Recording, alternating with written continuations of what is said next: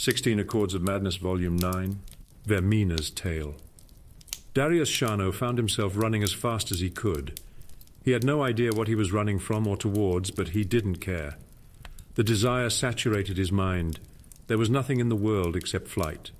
He looked around for landmarks, anything to place himself or to use as a target, but to no avail. The featureless grasslands through which he was sprinting extended as far as the eye could see. Just have to keep running, he thought to himself. I have to run as fast as I can. On and on he ran, with no end in sight or in mind. Standing over Darius Shano while he lay quietly in his bed were his mistress, Vaermina the Dreamweaver, and the mad god, Sheogorath. Vaermina looked down with pride at this disciple of hers and was boastful of her little jewel. Such potential in this one. Through dreams of inspiration, I have nurtured literary talent into fruition, and now he stands in acclaim as an emerging bard and poet. He will gain much favor before I tire of him. Sheogorath, too, gazed at the young Breton artist and saw that he was indeed famous among the other mortals. Mused Sheogorath, but how many are there who hate this mortal whom you have built?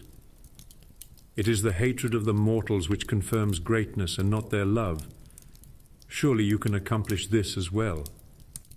Vaermina's eyes narrowed. Yes, the mortals are indeed often foolish and petty, and it is true that many of their most bold have been despised. Do not worry, mad one, for I have the power to achieve many forms of greatness with this one, hatred among them. Perhaps, Dreamweaver, it would be amusing to show who has this power. Inspire foolish, arrogant hatred of this mortal for 10 years, and then I will do the same. We shall see whose talents are most efficient, free of aid or interference from any of the Daedra. At this she relaxed into confident pleasure. The mad god is indeed powerful, but this task is suited to my skills. The mortals are repulsed by madness, but rarely think it worthy of hate. I shall take pleasure in revealing this to you, as I bring the more subtle horrors out of this mortal's subconscious. And so, in the 19th year of his life, the dreams Darius Shano had been experiencing began to change.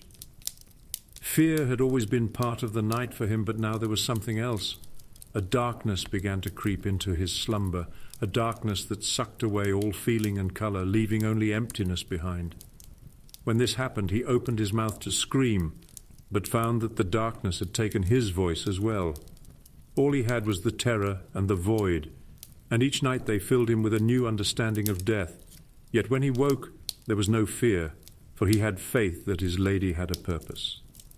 Indeed, one night Vaermina herself emerged from the void.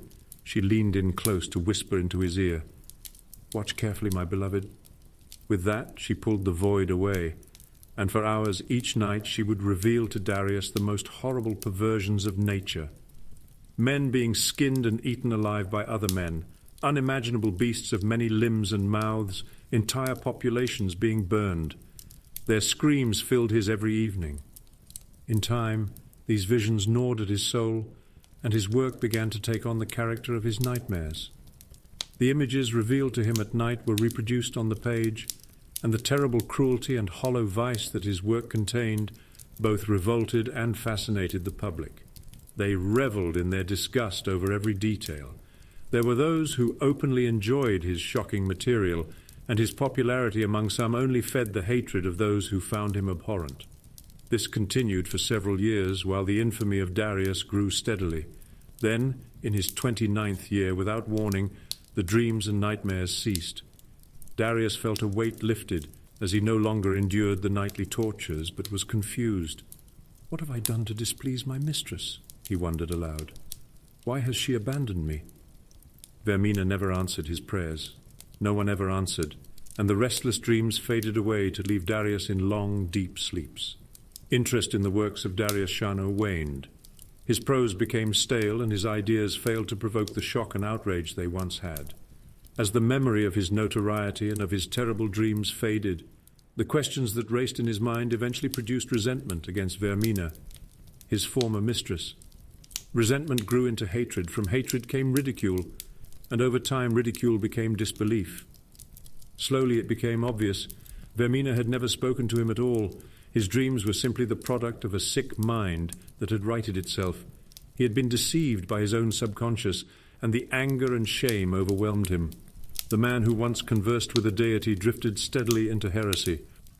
In time, all of the bitterness, doubt, and sacrilege focused in Darius a creative philosophy that was threaded throughout all of his subsequent work. He challenged the gods themselves, as well as the infantile public and corrupt state for worshipping them. He mocked them all with perverse caricatures, sparing no one and giving no quarter. He challenged the gods in public to strike him down if they existed, and ridiculed them when no such comeuppance was delivered. To all of this, the people reacted with outrage far greater than they had shown his previous work. His early career had offended only sensibilities, but now he was striking directly at the heart of the people. His body of work grew in size and intensity. Temples, nobles, and commoners were all targets of his scorn. Finally, at age 39, Darius wrote a piece entitled "The Noblest Fool," ridiculing the emperor god Tiber Septim for integrating into the pathetic Nine Divines cult. The local king of Denia, who had been humiliated by this upstart in the past, saw his chance. For his sacrilege against the empire, Darius Shano was executed with a ceremonial blade in front of a cheering crowd of hundreds. His last bitter words were gurgled through a mouthful of his own blood. 20 years after their wager was first placed, Vaermina and Sheogorath met over Darius Shano's headless corpse. The Dreamweaver had been eager for this meeting. She had been waiting for years to confront the Daedric prince over his lack of action. "I've been deceived by you, Sheogorath. I performed my half of the bargain, but during your 10 years you never contacted the mortal once. He owes none of his greatness to you, or your talents, or your influence." "Nonsense," croaked the mad god. "I was with him all along. When your time ended and mine began, your whispers in his ear were replaced with silence. I severed his link to that from which he found the most comfort and meaning, and withheld the very attention the creature so desperately craved. Without his mistress, this man's character could ripen under resentment and hatred. Now his bitterness is total, and overcome by a madness fueled by his rage, he feeds me in my realm as an eternal servant." Sheogorath turned and spoke to the empty space by his side. Indeed, Darius Shano was a glorious mortal, despised by his own people, his kings, and even by the gods he mocked. For my success, I shall accept 70 followers of Vaermina into my service, and the dreamers will awaken as madmen. And thus did Sheogorath teach Vaermina that without madness there are no dreams and no creation. Vaermina will never forget this lesson.